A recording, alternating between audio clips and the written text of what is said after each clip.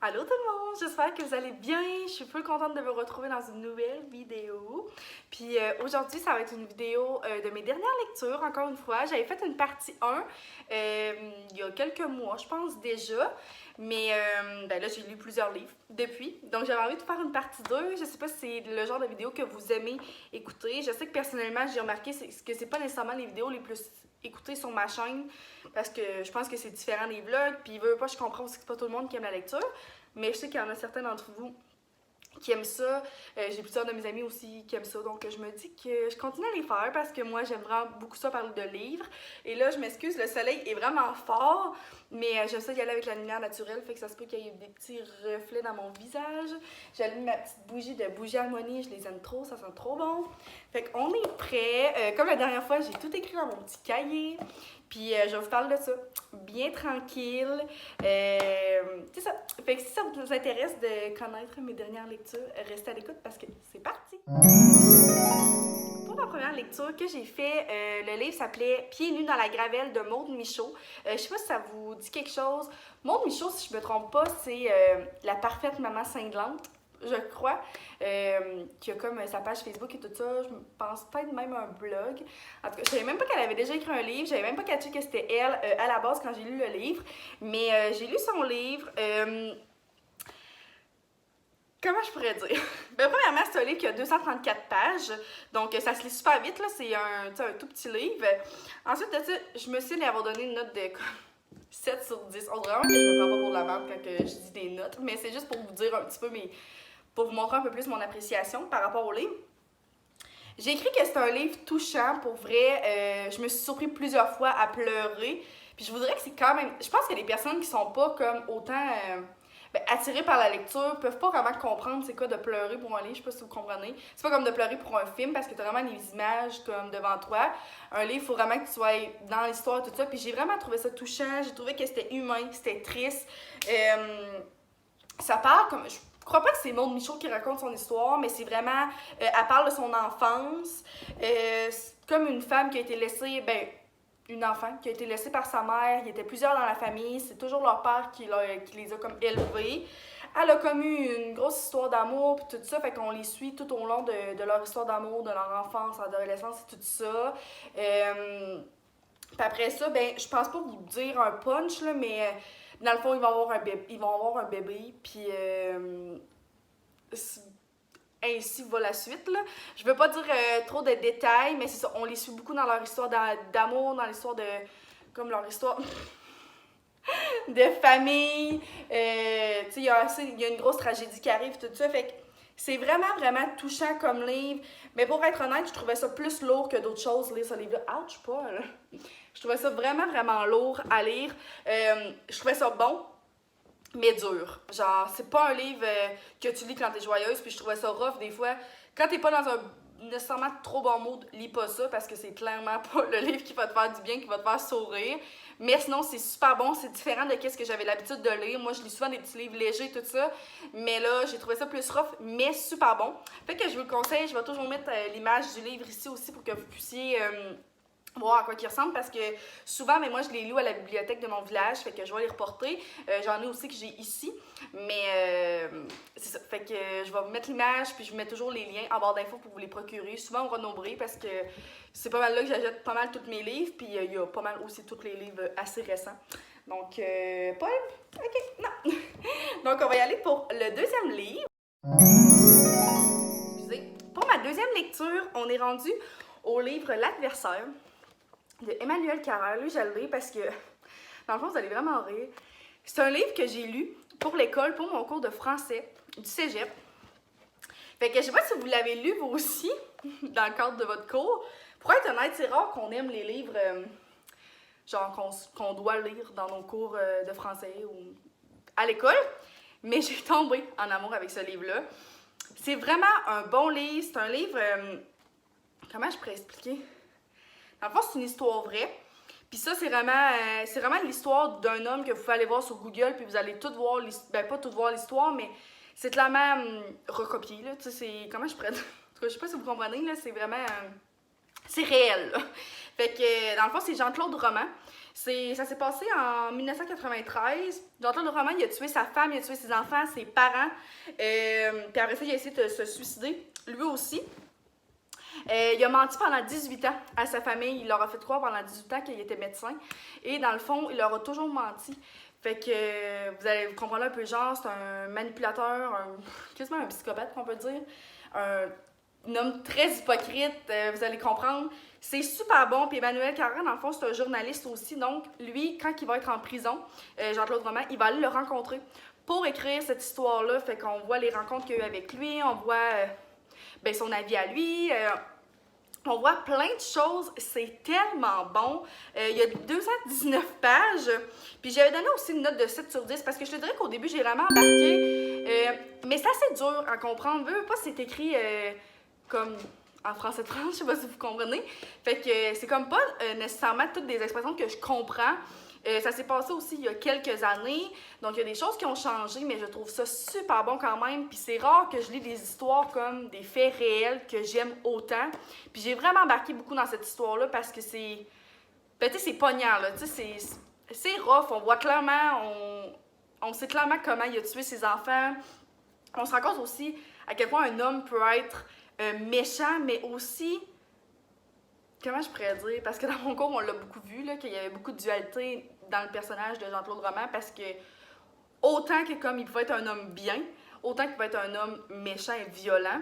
Donc c'est super bon pour vrai, fait que ça ressemble à ça. Puis je pense que j'ai pas d'autre chose à dire. C'est un fait vécu, fait que c'est hyper pognant. Puis si après ça, vous voulez en savoir plus, vous allez sur Google, il en parle extrêmement, des articles en parlent. Puis, j'ai trouvé ça super intéressant, même si c'est pas le genre de livre que j'aurais cru lire un jour. J'ai bien aimé ça, donc on va passer au troisième livre.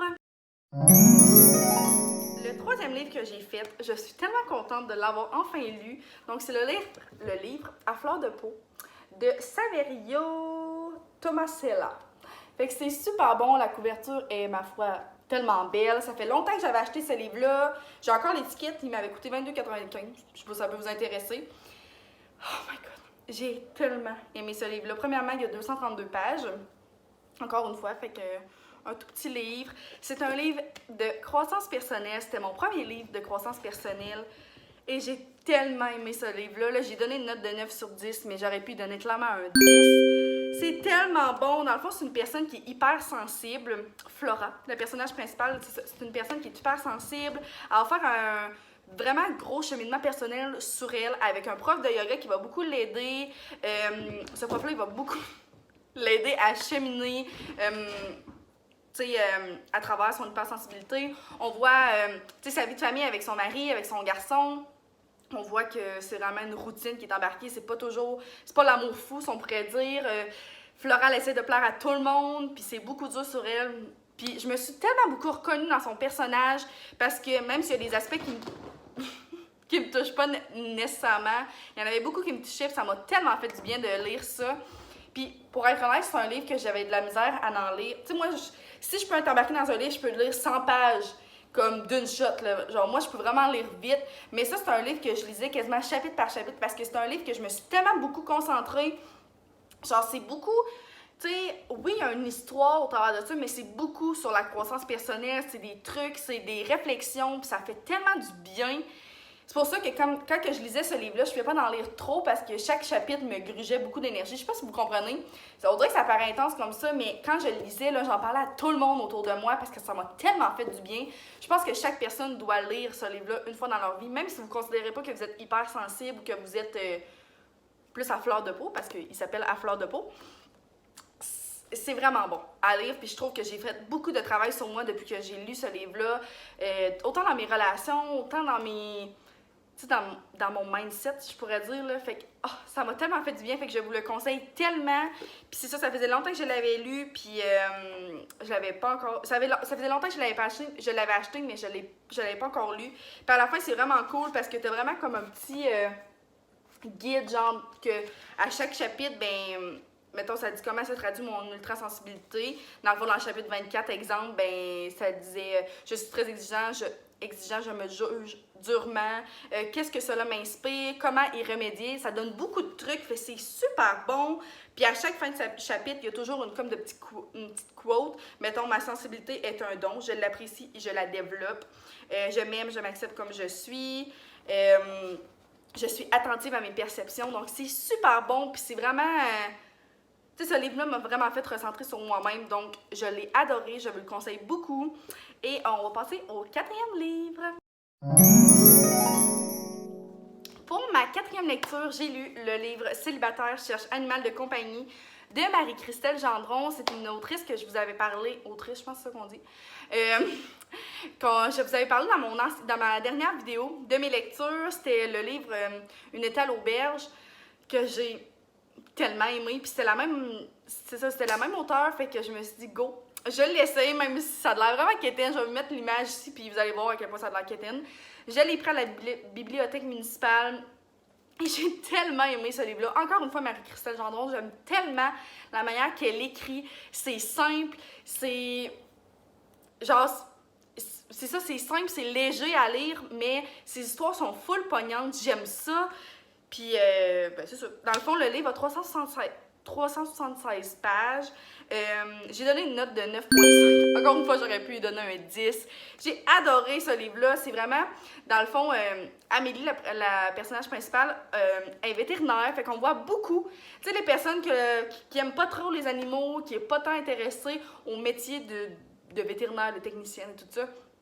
Probablement que ça vous attirera pas parce que pour vrai, on est souvent à la clinique, on entend beaucoup de termes qu'ils utilisent eux, fait qu'il y a même des termes moi que je comprenais rien, mais je trouvais ça tellement intéressant que comme elle ait pris le temps de comme sûrement faire des recherches à propos de ça, puis de beaucoup intégrer ça. Il va y avoir une grosse histoire d'amour, il va y avoir tu sais, des personnages, elle va rencontrer un gars qui a beaucoup de blessures du passé, donc à chaque fois qu'elle essaie de s'ouvrir à lui, il se referme beaucoup, mais elle va persister. C'est une trop belle histoire d'amour, c'est touchant encore une fois. On la voit avec ses meilleurs amis, avec sa famille aussi, et beaucoup dans son environnement de travail, fait que j'ai vraiment, vraiment beaucoup aimé ça. Il va-tu avoir une suite? Je pense pas qu'il va y avoir de suite, je me souviens plus comment ça finit, mais je crois que non, je crois que ça finit comme super bien. Puis c'est ça, j'ai adoré ce livre-là, j'en ai pas beaucoup plus à dire sur ça parce que je l'ai juste vraiment adoré, j'ai trouvé ça bien léger, puis c'est le genre de livre que j'aime lire, puis je le regrette vraiment pas de l'avoir pris, même si ça avait l'air un peu quétaine, mais je suis quétaine dans la vie donc. Mais ça, fait que je vous le conseille full, puis pour vrai, cet auteur-là, je l'aime tellement. Ouais, je pense que c'est plus auteur qu'autrice, hein. Auteur. En tout cas, je l'aime vraiment beaucoup, puis je veux le conseiller, fait qu'on va passer à la 5e et dernière lecture.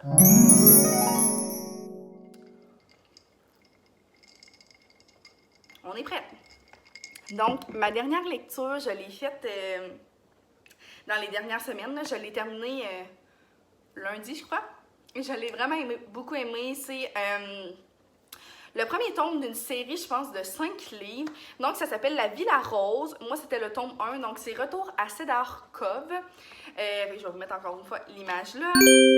C'est un livre de 318 pages. J'ai donné une note de 8,5 sur 10. J'aurais pu y donner 9 aussi, juste parce que, tu sais, j'ai hâte de voir les prochains tomes aussi, comme à quoi ça va nous mener, puis comment ça va être.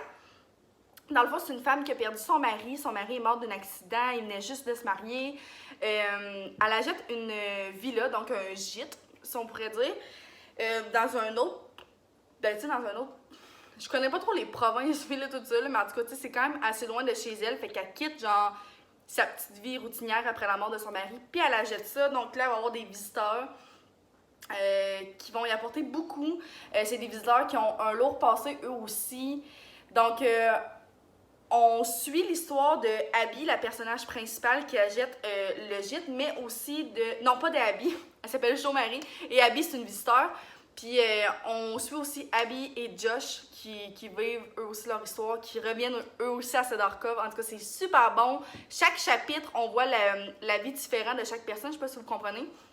C'est qu'il y a, mettons, il y a un chapitre que c'est Jo-Marie, l'autre chapitre c'est Abby, l'autre chapitre c'est Josh. Je trouve ça super bon. Le livre, il finit comme super bien. C'est vraiment bon. Mais ça dit à suivre. Donc, j'ai super hâte de lire le deuxième. Puis ça, c'est ma belle-mère qui me les passe. Fait que j'attends qu'elle ait terminé le deuxième pour le lire. Fait que c'est sûr que je vais en parler dans ma prochaine vidéo de lecture. Mais je l'ai adoré pour vrai, c'est super bon, puis comme c'est américain, donc encore une fois, c'est différent des livres québécois. Puis j'aime beaucoup l'écriture, excusez, l'écriture de ce livre-là et tu sais, même les histoires puis tout ça, j'ai vraiment aimé, j'ai beaucoup embarqué. Puis c'est ça. Fait que je vous le conseille full. Lui aussi, tous les livres que je parle, je vous les conseille. Mais c'est ça, fait que ça serait qu'est-ce qui conclut ma vidéo de mes lectures. J'espère que j'ai pas fait ça trop long. Paul, il est fou la gang. Il est fou. Je sais pas si vous l'avez vu pendant la vidéo, mais il est fou. La prochaine fois, je pense que je vais l'enfermer dans une pièce pour être sûr qu'il me dérange pas. Mais bref, si vous avez des livres à me conseiller ou s'il y a des livres que vous avez lus, que je viens de vous parler ou dans ma dernière vidéo qui vous incite à les lire, je vous invite à me le dire en commentaire et merci encore une fois d'être là sur ma chaîne. Ça me fait tellement plaisir de voir que y a des gens qui prennent le temps de m'écouter puis qui prennent le temps d'écouter moi et Paul, même s'il est fou. On approche 500 abonnés, c'est vraiment incroyable. Jamais un jour je pensais me rendre là sur ma chaîne YouTube. Moi, je pensais un jour atteindre le 100 et d'être star là. Mais je suis trop contente de voir que ça a grandi. Que vous êtes plusieurs à m'écouter, puis je pense que vous appréciez ce que je fais. Fait que merci beaucoup tout le monde d'être là et on se revoit dans une prochaine vidéo.